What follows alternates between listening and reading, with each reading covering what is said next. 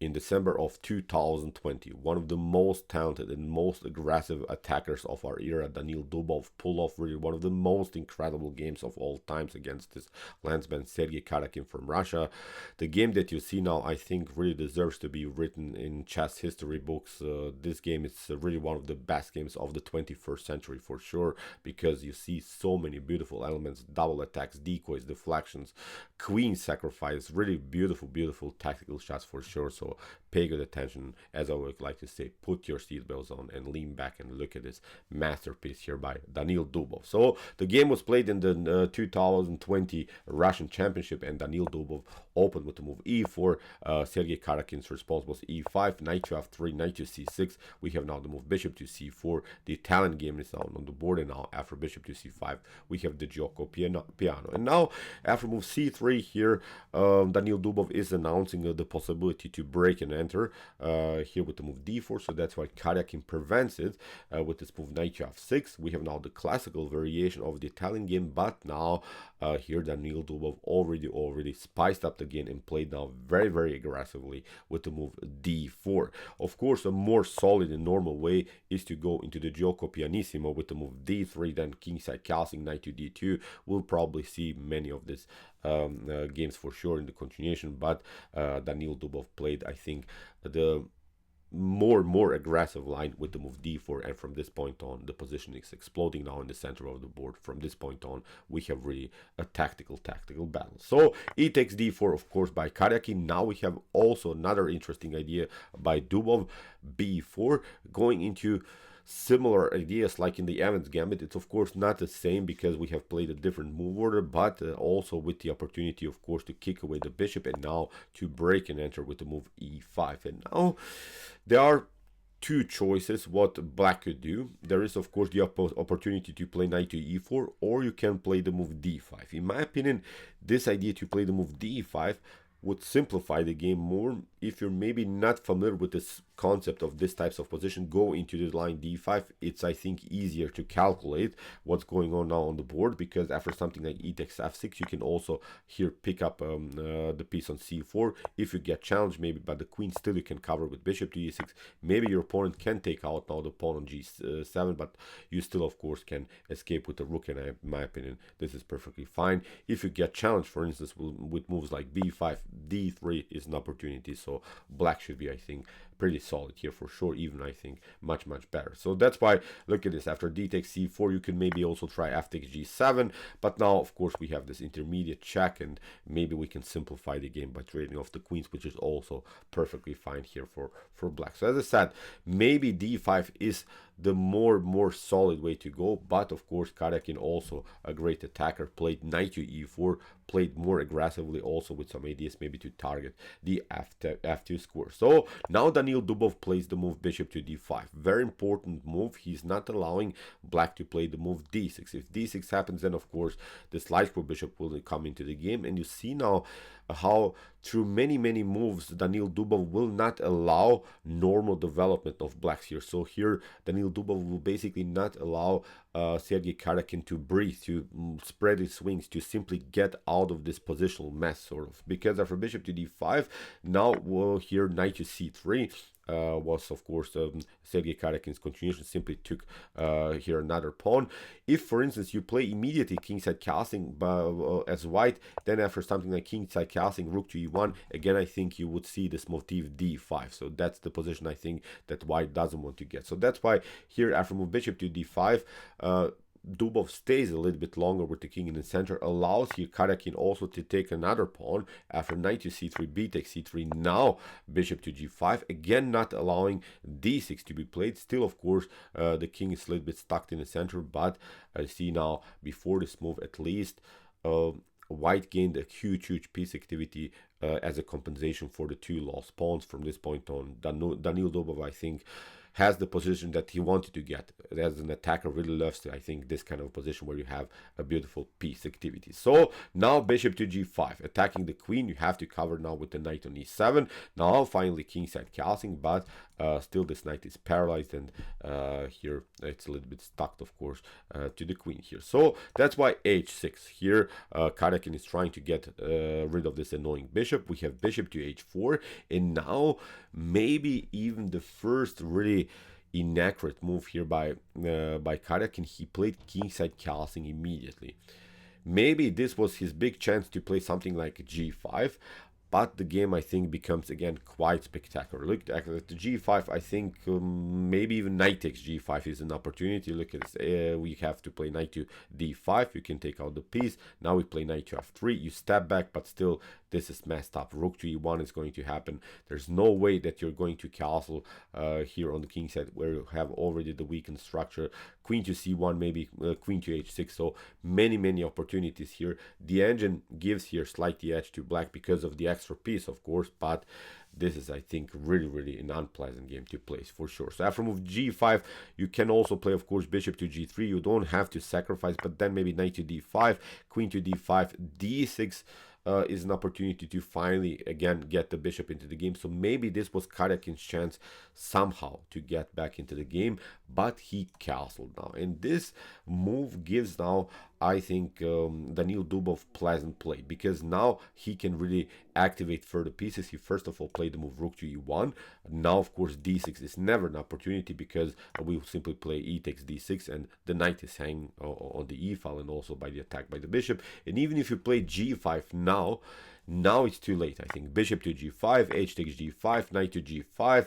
You can maybe try this one, knight takes d5, but actually we don't want to even take out now here the knight on d5. Now the knight is getting into the game, I think, in some lines. You have to even sacrifice the queen on g5, or you have to sacrifice maybe the bishop on f2 just in order somehow to survive. But the engine gives here plus 12 evaluation for white. Pardon me. Black needs to, I think, to sacrifice the queen for the knight for sure. So see, this whole concept g5 worked when you didn't castle, because the king wouldn't be then exposed to the attack of the queen now on this side of the board. Now after a couple more moves, as we said, now after rook to e1, g5 is not working anymore, because the king is simply naked. So that's why after rook to e1, Karjakin is trying finally to get out of this mess by the dark bishop. He's trying now somehow to play freely with the knight on e7.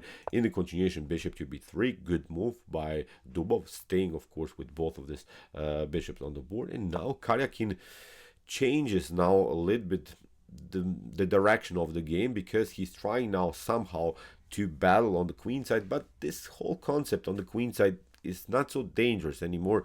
Nothing is going on the queen side. You have maybe here a certain pawn majority of, I don't know, maybe a 4-5 versus 2. It doesn't matter, but you cannot do anything. Basically, the whole game is coordinated towards the king side. I think there are many more issues on the king side than there are on the queen side here. So that's why this whole idea a5 is not working. But also, again, I think d6. Look at this. Again, a takes d6 is not working. You can play maybe c takes d6 now. Bishop to e7 again. The king is the knight is here paralyzed to the defense of the queen. Again, you lose the knight. So the whole d6 idea is not working. So really a messed up game here for Sergey Karjakin. But now what should we do? When we have such a beautiful position, basically what we're trying to do is to search for new opportunities, how to activate our pieces further, how to maybe even find new better squares for the pieces. And basically the only improvement that I see is, of course, maybe by the rook here on maybe to c1. Maybe we can also somehow activate the knight. But Daniil Dubov found a brilliant idea. He played a stunning bishop to f6. Of course, you cannot take, g takes f6, because after e takes f6, again, you have the same problems on the e file. So that's why after move bishop to f6, Sergey Karjakin tried to control play with a4. Maybe now he had a chance maybe to get the knight out of this mess. Maybe now it was simply time to play knight to f5, but still g4 would probably happen. You have to play something like g takes f6. Now we simply pick up the knight, and still there is this tension on the e file. Maybe the queen can be included somehow in the attack. King to h1, rook to g1 could happen. So still, I think a non-pleasant game here for black for sure. So after move bishop to f6, so see a4, but it doesn't change the position, I think, dramatically. Bishop stays still active on this diagonal, so Karjakin lost pretty much time here on the queen side, but never got something to do here. The bishop is still active, as I said. Still, it's targeting here the weak f7 score. So now we have knight to g6. Finally, Karjakin gets out of this mess of the dark square bishop and also out of this e-file attack. But now here Daniil Dubov played an interesting choice: queen to d3. Of course, the serious threat is queen takes g6 because you cannot take with the pawn because of the pin by the bishop against the king. So that's why there is now already huge pressure against black's position. But what should you do? King to h8, if you played, this wasn't playing the game, it's not possible to get out of this mess like this because you get simply queen to c3. You could maybe try to take now the bishop on f6, but actually we don't want to now even open the e-file anymore. Now a good choice is here to play queen to d2, simply targeting a new weakness in the position, which is of course the weak pawn on h6. For instance, black goes with king to h7. Now we take, the queen drops back, and now there is a stunning knight to g5. This wasn't playing the game, but I wanted to show how basically helpless you are already here. You can maybe get out of this light square mess, but you get in new tactical problems. Knight to g5, you have to play something like, I don't know, king to g8. If you take, of course, here h takes g5, then the queen is coming into the game. Maybe d5. We play like this. Look at this. The bishop is coming into the game, and it's game over. Even if you play queen to f6, you get checkmated. So really messed up game. So for instance, after move, let's go back. King to instead of this move, after move knight to g5, pardon me, if you step back here to g8 with the king, then knight to f7, for instance, is winning the game. Rook to f7, now queen to h6 is coming into the game. There is now even the immediate checkmate threat on g7, because it cannot take, of course, take the queen on g7 when the rook is pinned to the king. So there is now even this back rank checkmate problem if you play something like queen takes f6. So it's really such a messed up game here for black. So you see, after move queen to d3, there's not so much that can be done. So that's why here Sergey Karjakin finally played d6 or d5. Of course, now in this scenario you want to play d5, getting rid of this annoying bishop, of this light square bishop. But now here Daniil Dubov, of course, plays e takes d6 en passant. We have bishop to e6, and now comes the immortal move here by by Daniil Dubov. He played now the amazing queen takes g6, and this is really such a brutal but also an epic move here by the legend of our sport, Daniil Dubov. Really amazing tactical shot. Of course, Karjakin has now to accept the challenge, and now comes the rook in a beautiful way into the game, and really this is already a devastating position for black. You can maybe in some lines play really like a monster, like a stockfish engine, if you want to survive this attack, but not against Dubov, I think, because he sees in such a beautiful way. He always strives for this tactical maneuver. So now after move rook to e6, what should you do? Maybe the suggested line, for instance, by the top engine is to play something like queen to c6, but nothing is solving the position. Look at this. You play here this idea. First to check, you have to play queen to c4. Now we deliver another check, now a new check, and now again after a couple of checks we have the beautiful windmill tactic, and now you lose also the queen. You can maybe pick up here the bishop, but now after rook to c4 we would reach this particular endgame, in which after a couple more moves white would continue the game with an extra pawn, with also good knight, with the possibility to activate the rook. So as I said, still white is much better, but this was the only chance, maybe just maybe, for Sergey Karjakin to survive every of these attacking possibilities. But after move queen to g6 and the rook to e6, Karjakin played a different idea, queen to f7, and from this point on I think this position gets worse and worse, because now after bishop to c3, still there is this tension on this light square diagonal. We have king to h8. Sergey Karjakin gets out of this mess, but now rook to e4, attacking the queen comes to f5, and now rook to e7, again targeting here the simple weakness on g8. So now rook on g7, pardon me. We have here rook to g8, protecting now the g7 pawn. Now we have bishop takes g8, rook takes g8, d takes c7. So you see, I think this is enough compensation for the lost queen. We have now the rook and the minor piece, and now this annoying pawn that's already on the 7th rank. I think this is a decent compensation for the lost queen, and of course many of these pieces are simply paralyzed to the potential promotion, because the rook is paralyzed now to the c8 square, and there's now also maybe in some lines even a deflection motif, bishop to g7, rook to g7, and then we promote. Of course, so far it's not possible because the queen is protecting the square, but this makes also the queen a little bit overloaded to the defense of the c8 square. So many pieces are there,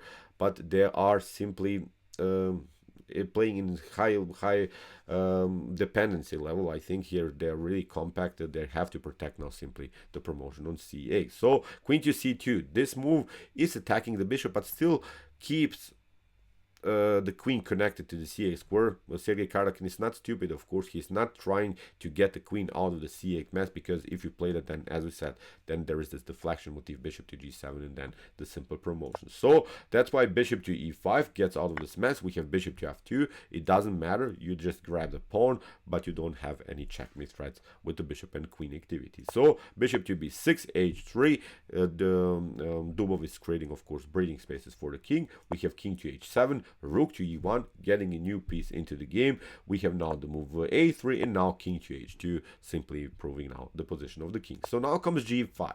Here Karjakin is trying maybe to get some kind of a path for the king, maybe also play more mobile here with two of these pawns, maybe trying also to break and enter with the move g4, somehow maybe also open the position in front of white's king. But here Dubov is not allowing this scenario. He simply activates the last piece. This knight on f3 was not really good. Now at least he's trying to get maybe somehow the knight on f5 and then continue the pressure against this pawn on g7. And now maybe again just a tiny little chance for Karjakin to survive. Maybe he should have simply taken this knight after bishop to d4, maybe trying something like h5. But look at this, this rook is coming into the game.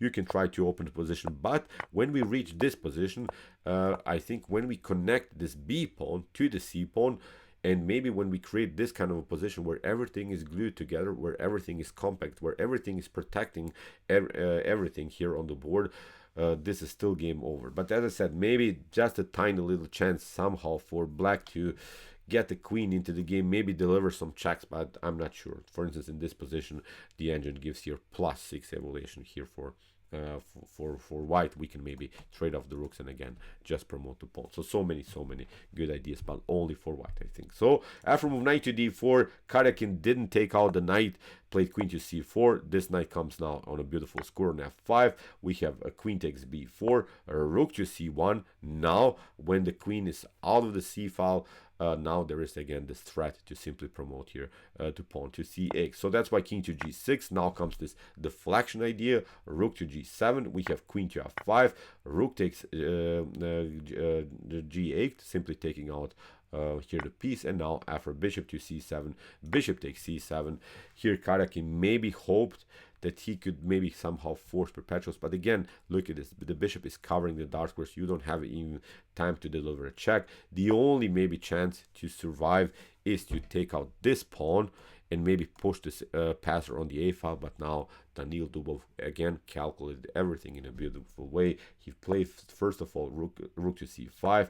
The king has to now come to e4, and actually after move rook to d8, in this position Karjakin resigned, because there's nothing that can be done against the potential checkmate threat. This is a forced checkmate sequence. For instance, if you play b5, then you get rook to e5, and if you don't want to, of course, give up the queen for the rook and the pawn, or for the rook and the bishop, if you go here to f4, then there is now this chance to play rook to f8, then it would be game over. Of course, you don't have to play b5, you can also play queen takes a2, but then you get checkmate in one. After rook to e5, you get again the king on f4, and now there is this beautiful stunning rook to d4 or rook to f8. Again, a beautiful checkmate here by both of these rooks, supported by the amazing bishop on c7. So incredible game by Daniil Dubov.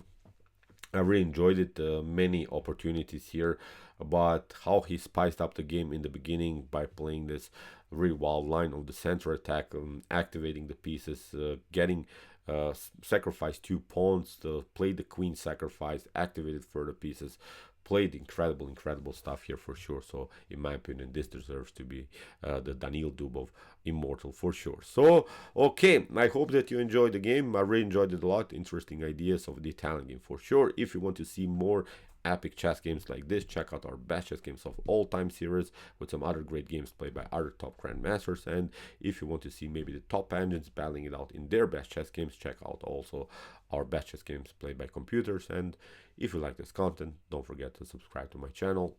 See you soon with some more videos, and what to say, chess is the best, of course.